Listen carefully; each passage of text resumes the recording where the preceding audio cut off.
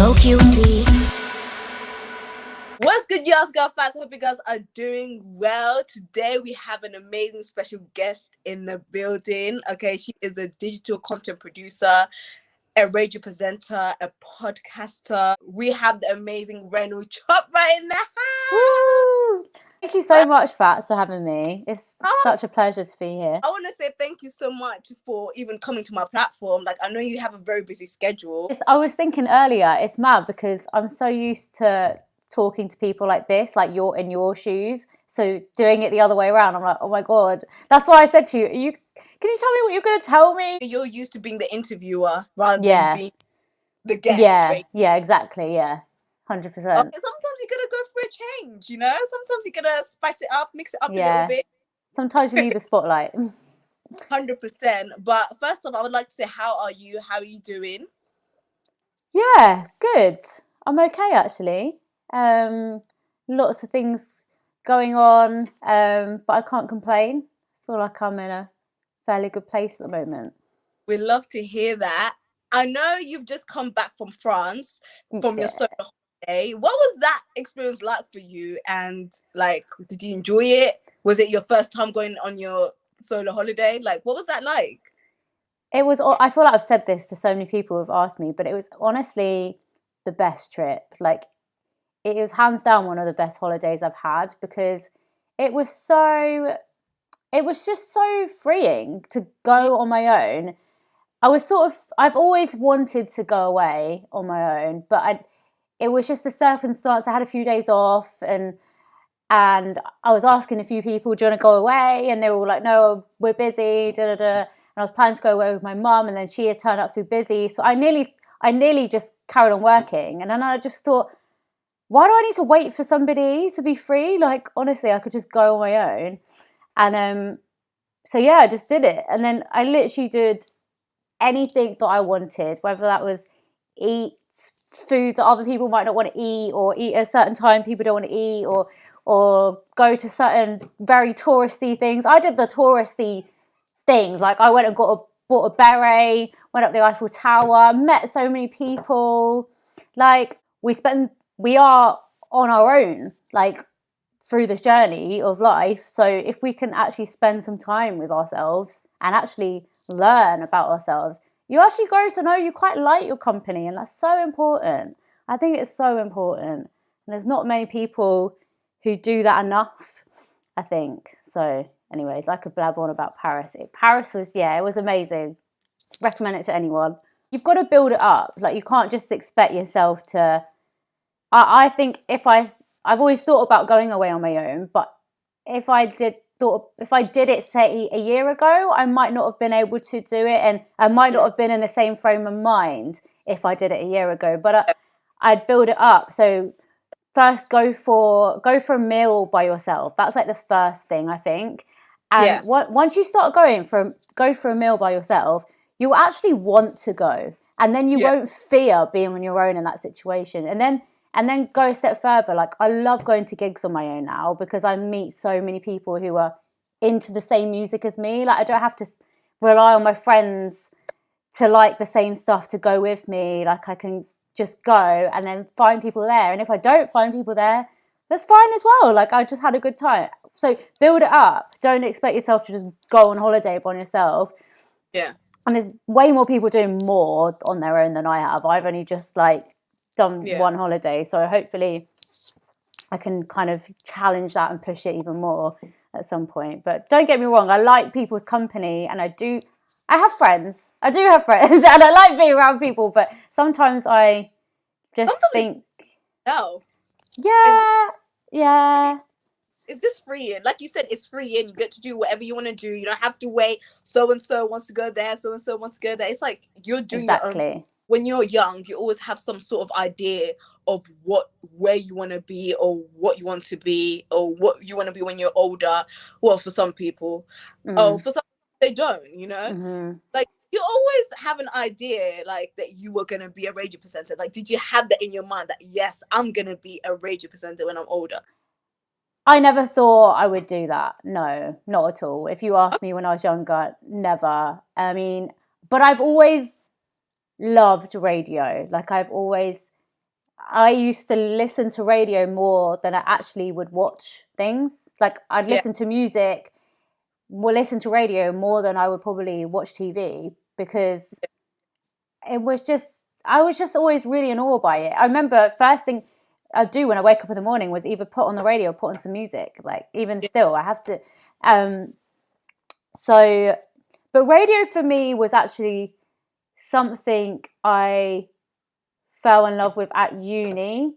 Yeah, because I actually picked a module at uni to do radio, and I dropped out thinking that it wasn't for me. And then I found the radio station at uni, and I thought, oh well, that's another way to do it. Let's actually have a station at uni, and then I'm basically learning it without doing the module. So I did that, and then I was like, oh, this is quite fun. So that's sort of how I guess found radio. And now it's like one of your passions. Like you're actually doing it. Yeah. Also what it means. I must say, like you're literally killing it. You're actually smashing. And one of the opportunities that you had recently was, you had your own show at BBC Asian Network as well. We're gonna talk about, but for some people, I feel like a lot of people feel like they know what it's like working as a radio presenter or working behind the scenes. But I want to know from you, what is it really like working behind the scenes? It's a big question. They're very different in terms of the different industry if you're doing radio content producing, but the main thing is there are so many amazing people to work from, and there's so many work with, and there's so many just opportunities that you can tap into once you get into a space like radio. You realize how small it actually is as a network. People actually know each other, and like for me, I didn't realize from doing a community radio station to then suddenly going to Asia Network, I was shocked at how quick that was. And once you did it, you then were in the room with you'd see Annie Mac, and you'd see Bobby Friction, and you'd see DJ Target, just next to you walking around. Like that for me was a moment where I was like, oh my God, I'm actually is this real? That was really surreal for me because, like I said before, I didn't really think about it being it was a hobby. It was something that I like to do. I was just talking on radio about music, and then to actually be in that space. So there are just so many opportunities to get in and to explore. And I mean, you also learn obviously the behind the scenes. I mean, how much work it takes to put into something, that it's not just a presenter on the station. There's a producer and there's a team. And then again, with content production, you watch a program and you just assume, it goes out. You don't really know the behind the scenes, but you then sit in a meeting with execs and different people, and you're like, wow, the amount of people it takes to get a decision through, or an idea through, or to even put this whole thing together. I think you realize how the clogs tick, and how you can navigate through that once you're That's really interesting. I didn't even know it went that deep. Even with podcasting, I've realized how much it takes. You must know as well, doing this, it's not just recording a session, it's editing a session, it's then posting it on social media. But if you like doing it, then then you've got to do it. And I think always is not thinking of the end result, not doing it because you want X and Y, Z views, or you want that engagement, or you take an opportunity because you want to get that job. If you do it to actually just gain experience and do it because you want to do it and because you like it, then you don't expect those rewards. And if they then come, then you're like, oh wow, okay, I must be good at this, and then you keep going. So I digress. Honestly, it's just amazing how far you've come, and from the fact that this was just a hobby to now this is your job. Like, it doesn't feel like, but it's your job now.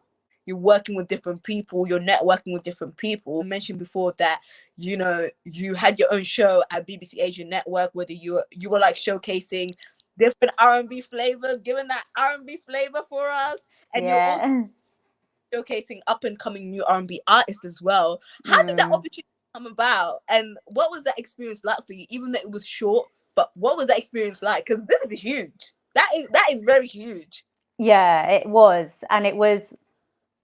I remember a moment like I'd done one of the shows, and I just so sad, but I was just in bed and was like, I am so grateful. I am so grateful for the job and the opportunities. Like it's mad. And how it came about was like I said, I had a show at a local station in Hertfordshire, and I did that for about a year or so during lockdown. So I actually started at the beginning of lockdown, and then I just saw the opportunity come up, because I worked for BBC anyway, so I saw this thing about Asian Network, and I was just waiting for it to open, the doors to open, and then it said I needed to put a demo together, so I just researched how the hell you put a demo together. You had no idea how to do it?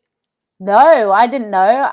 This was the first time I'd like applied to do something like this, because I didn't have to apply to the local station. It was just sort of they were a community station that was sort of taking anyone, any amateur really.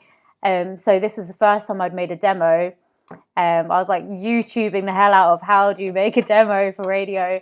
And I guess because I edit videos anyway as my job, it was like something I quite enjoyed doing anyways.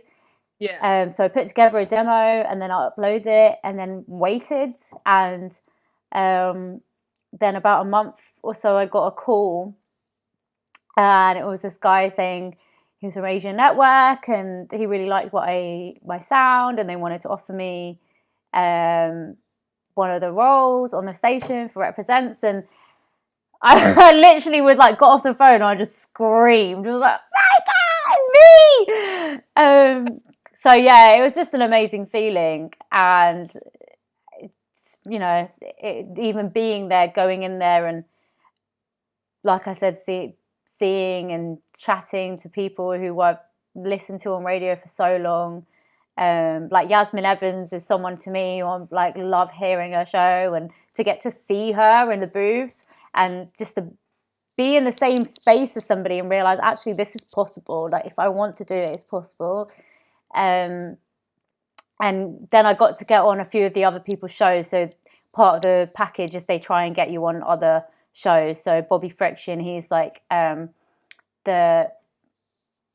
he's like the introducing show for Asian Network, and is always bringing in new artists. So and that's like what I love doing. So he's someone that I've like listening to, and he brought me on his show. And so yeah, it's crazy because it feels so long ago now, but actually looking back, you know, it was an amazing experience, and I learned so much from it. Obviously, you said that you didn't know how to make a demo, but that experience made you force yourself out of your comfort zone.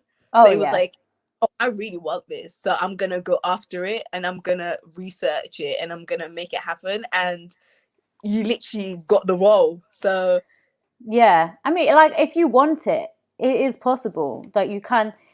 Sometimes there are things that you don't really seem to put that effort into, and you don't really know why, and it's because you don't really want it that much.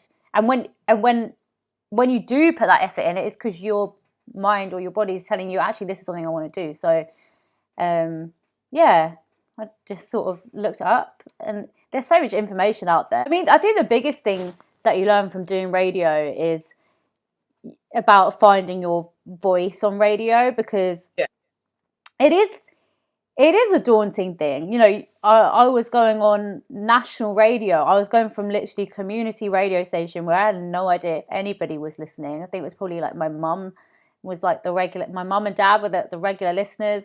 And then going from a national station, it was amazing, but it was daunting because it was like I have only 4 shows to plug everything, and I think I realized towards the end what my thing was. I just love finding new artists that just aren't played on the station, and through doing my show I've connected with so many people overseas who just aren't ever played on radio, but I know their stuff is just amazing. So I met so many people online through doing my show, so I think that was like a massive big thing for me that I got out of it. It's amazing to see, because a lot of the time a lot of artists they're not able to put their music out there like that, even though you have the TikToks, the Instagram, the YouTube, but they don't get enough recognition. Like, why is it so important for you to showcase up and coming new R&B artists? I love singing myself and making music, and I always think, I would be in their position if I was putting out stuff, and there's also just this element of helping people get seen, and that satisfaction of actually trying to do, maybe radio's something I love doing, but actually being able to help somebody else get their name heard is even better. But in terms of R&B, I think there just isn't the audiences everywhere for it. Like, through doing my show, I've discovered so many amazing soul, R&B, jazz artists from the Netherlands and Holland, and even places like Goa in India, and they're just like hotspots that just really aren't heard, because over there the stuff that is popular is maybe like house and trance and that kind of music. So it gets harder to transport that stuff because you need people over here to really listen to it and bring it here. And like in Netherlands, they actually don't have many record labels and publications and whatnot actually supporting that kind of music over there. So for me, when I know that, I'm like, well, I want to jump on that, because if no one else is doing it, then I want to be able to help them. But I think it's just, R&B is something that people say like it's dead, or is it still the same? But I think it's always going to be a genre that's always going to be there, because it's something, it's soul. It's always sort of reflecting how you're feeling, and whether it's sort of different branches of R&B, it's always going to be there, whether it's changing and different genres are coming into the mix of it, unlike other genres that kind of stay for a bit and then go. Like the way hip hop is now it's obviously hip hop's there, but it's so different to how it was when it started, and we probably can't really call it hip hop now. We call it rap, or we'll call it grime, or even grime's. Do you know what I mean? But R&B is one of those that's just I just think it's always there. I'm gonna be honest. I just feel like R&B artists in general, even the smaller R&B artists, are not getting the recognition. Like people are just sleeping on R&B. Like, just it's one of them ones. Like, okay, fair enough. All the other genres are getting a lot of the hype and a lot of the recognition, but I feel like R&B artists are just not. I don't know why, but they're just not getting the recognition. If you make a good song, it will be found and it will cut through. Like, it's, the music will speak for itself majority of the time. And obviously, if you are trying to get on radio, it's finding the right people to approach and approaching them the right way. Be persistent, but don't be annoying. The amount of messages I will get, and it's just like, I'm actually not gonna play your song, because you're just constantly messaging me. But then there will be the ones that I do find it on the right day, and then it's actually a really good song, and I'm like, oh, okay, I might actually consider this. Being authentic to yourself, like I think something I really like, particularly with a lot of R&B artists, and like when I met Nao the other day at her meet and greet thing at her gig, She was just so her. She just owned the fact that she's her, and very cute and very humble and very like will talk in between the songs about what the songs mean to her, and you could see her, the care into her, how she's written the song. And I think sometimes with social media and stuff, we're caught up with thinking that we need to be like this and that person to get seen. But actually, if you just stay you and write the music that you like, then people will find you and stick with you. You won't have to like fake it, basically. Everyone is trying to just get that hit. You know, some people are out here trying to make that song that will get out of there, that will get out on TikTok. You know, I mean, it depends on what you want out of it. Like if you want to be making music to get famous, then fine, jump on TikTok, and then you might get it, but you might not get actually the fame that you want. Like if you want to be making music because you genuinely like making music and you want to make the music that you like, then it might be harder, but at least you'll be staying true to why you did it. I guess it's really hard when it comes to a conversation of making money over music in that sense. I'm probably not the person to probably advise on that, but I would just say even still staying true to yourself and knowing yourself, because if you do come into a position where you're having to talk to record labels and whatnot, if you can stand your ground and know what's right for you and not be kind of pushed over and stuff, then that is kind of your power as a musician, I guess. I don't know. Who knows? It's interesting, but I wanted to touch on, you know, your podcast, Miss Independent, because you started your own podcast, Miss Independent, and can I just say it's so refreshing. I love the content. What want to start a podcast, and why Miss Independent? I love podcasts. I love that it's so, like, I loved radio anyway, but I love how podcasts can be so intimate and can also be quite raw. Like they don't need to be so clean cut. And through lockdown, I listened to so many podcasts, and I think as my radio show came to a close, the local one, I wanted something to keep me presenting, but was I've actually thought for so long, I wanted to start a podcast, but didn't know what it was going to be about. I didn't know, had so many different ideas. And I felt like every idea I had was so already done.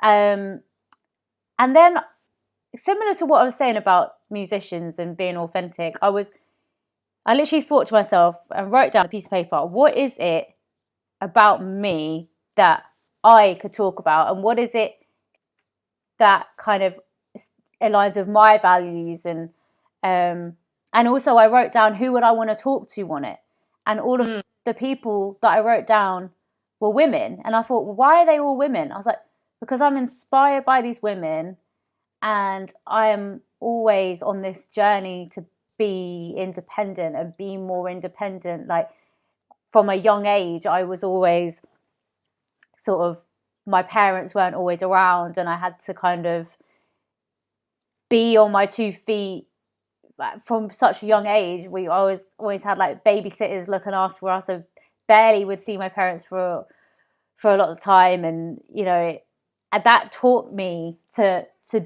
do things on my own. I remember when I was younger, I'd literally just get on a train to London and venture around and learn about the tube map and just find this and that place and try and just be in my own company. So I think that's always stuck with me. And then even now, like living on my own and going through uni, I've just always been interested in independence and what does it mean. And so when I actually wrote down these things, I was like, well, it makes sense what I want to do, and the title made sense. And I'm glad it took that long process to get there, because actually I did get there in the end with what I want to do.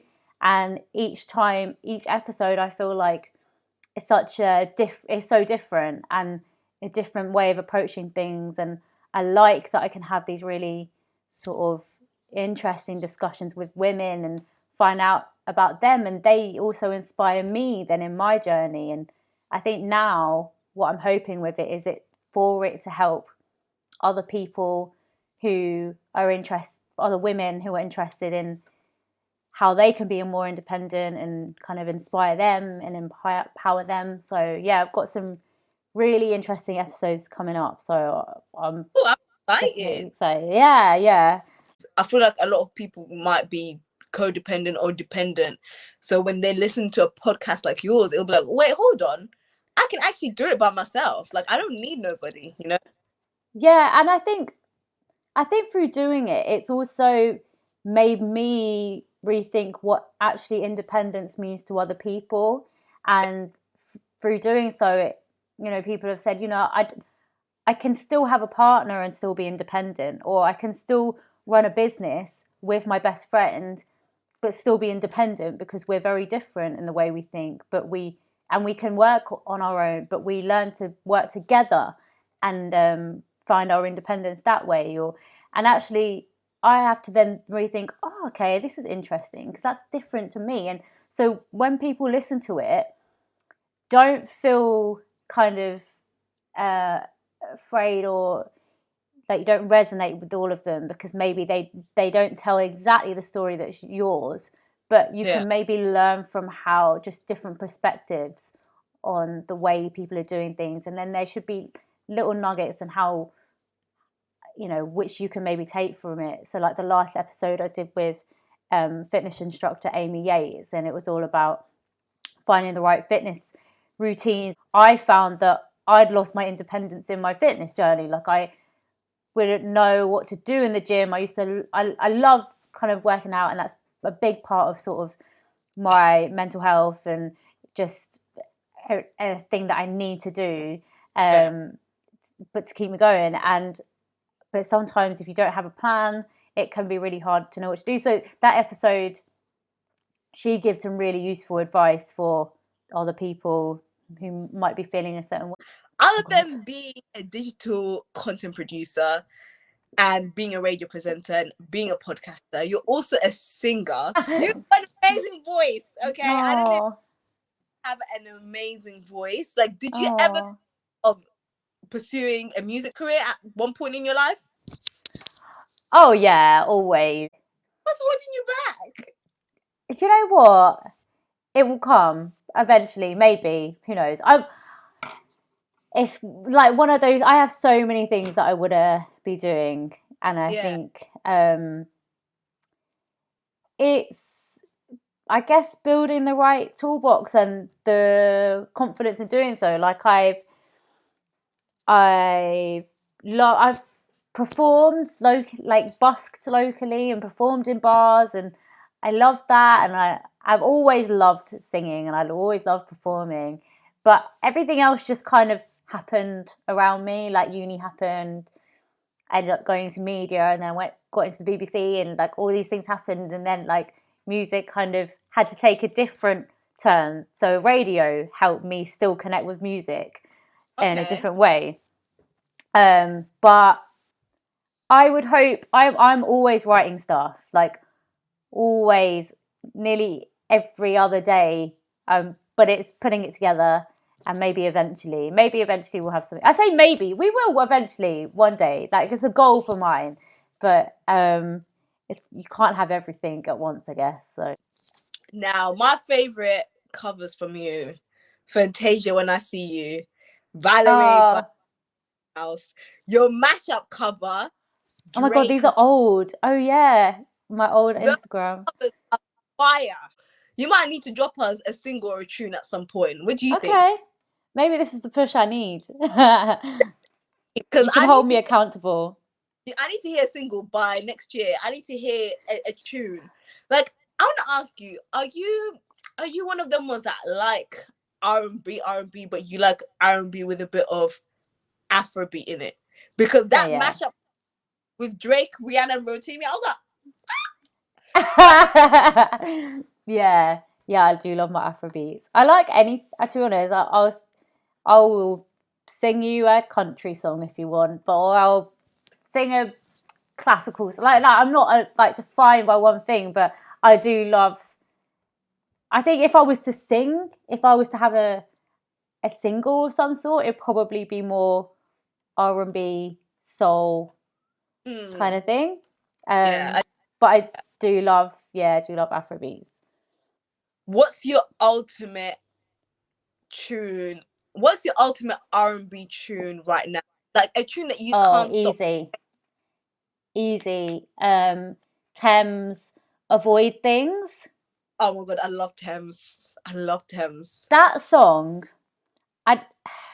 that song, it just she's just amazing. Like her voice, her sound, I think it's just so different. She just sounds so effortless. Like she literally just sounds like she's not even trying. I used to think like, oh, if I don't put something out by a certain amount of time, that's it. My career's but it will come. Like I'm sure I've got so much material like down, but I just need to really put it together. And like when I said earlier, when things haven't happened, it's probably because I wanted it, but I hadn't put enough effort to want it yet. But I know that if I probably did, it might I would hope it'd come out all right. I mean, I've done like collaborations before. That there's a couple tracks on Spotify I've done, but nothing of my own yet. I think it will come with confidence, and it will come with doing it more. And we are looking forward for it. You know, when it comes to being in this radio presenting industry, even when being a digital content producer, I know, you know, you've got to have the talent, and you've also got to have the network as well. But then when it comes to how important is it to have the confidence and being able to develop that thick skin when it comes to like just being in the industry and the pressures of social media as well? It's everything. Confidence is everything. Like I've done a lot of work on my confidence to get to a position where I feel like actually, do you know what, I can pretty much do what I put my mind to. But it comes from putting yourself out there, and it comes from saying yes to opportunities that are there, and like get out of your comfort zone. I think often they say, you know, you could be super talented at something and you might be the best person for the role, but if you're not the person putting yourself forward, then you're not going to be seen, and you might be kicking yourself because you're sort of like, well, why is such and such got that position when actually I might have more talent or more experience, but it's confidence that gets it through. And it's hard because, you know, I also think confidence takes so many different, it can be seen in so many different ways. Because what is it? You could see somebody who's so openly bubbly and loud, but they might have the most complex issues and they might have the lowest confidence. And you might have somebody who is very introverted, but actually, you know, perhaps knows himself a bit more. So, but I think in order for you to get to a position where you know what you want, and you're taking those opportunities, is just one, going for those opportunities, and two, doing that work on yourself, spending time by yourself. It can really help your confidence. And like for me, I've actually been working with a confidence coach, a mindset coach, for quite a few months. Okay. And that has been amazing. Like, best money I've ever spent.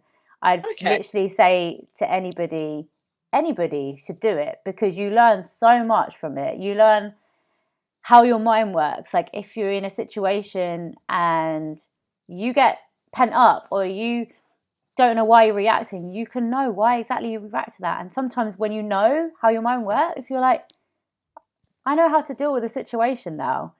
So I think, it's a bit of both, but yeah. My last question to you is, what would be your best piece of advice to the people out there that want to get into radio, or even that want to get into the radio personality industry? Like, what would be your ultimate best piece of advice?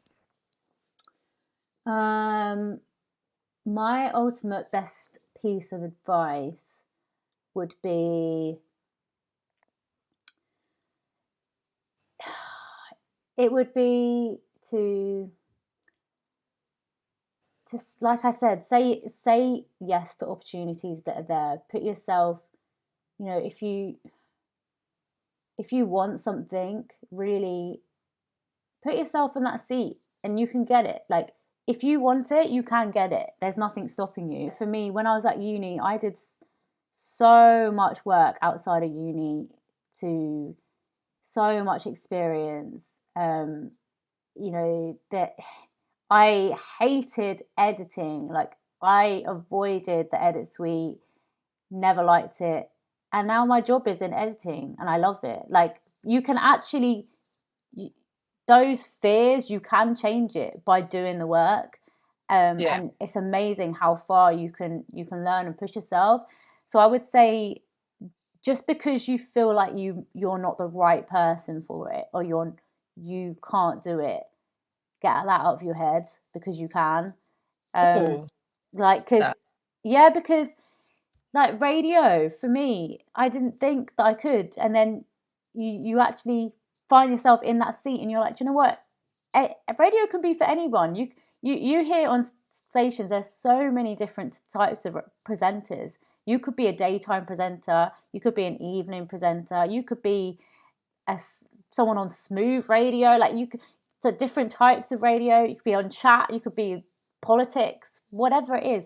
Like, if you know that thing that's your niche and the thing that sets you apart, maybe you love learning about space. I don't know, you love that. Maybe that is your thing, and maybe you should tap into that. And if you have a particular interest, make that your. So I guess it's just like knowing what you might be interested in, and when you find that, just go for it. Don't let things stop you. Don't let yourself make you feel like you can't do it, because you can. I want to say thank you so much once again, Renu, for coming. But I just wanted to say, any last words? Where can they find you? Where can they find your amazing content, your podcast, everything? Let them know. So you can find me, I think I changed my Instagram name the other day. You can find me at Ren Chopra, RenChopra. My podcast, Miss Independent, you can find that on Spotify, Apple, Google, where you find your podcast, all of that. And you can follow it at Miss Independent Podcast on Instagram. And yeah, if you want some advice, just drop me a message and I'll be happy to help. And if you're anyone who's really interested in finding your journey of independence, or maybe you're somebody listening, you're like, I should be on your podcast, drop me a message. We'll make it work. Exciting. Thank you so much, Renu. Thank you. I could literally keep talking to you. No, like, you've been dropping gems left, right, and center. Like, I hope so. But yeah, thank you so much. Thank you. But yeah, guys, make sure you guys tune in. Make sure you guys watch her content. She is amazing. She is inspiring. And yeah, she's just a lovely person. Just look at her, guys. Just look at her. Look at the glow. All that glow, guys. Oh my gosh. Thank you guys so much. And I shall see you guys on my next video. Thank you, Renu. Bye. Bye.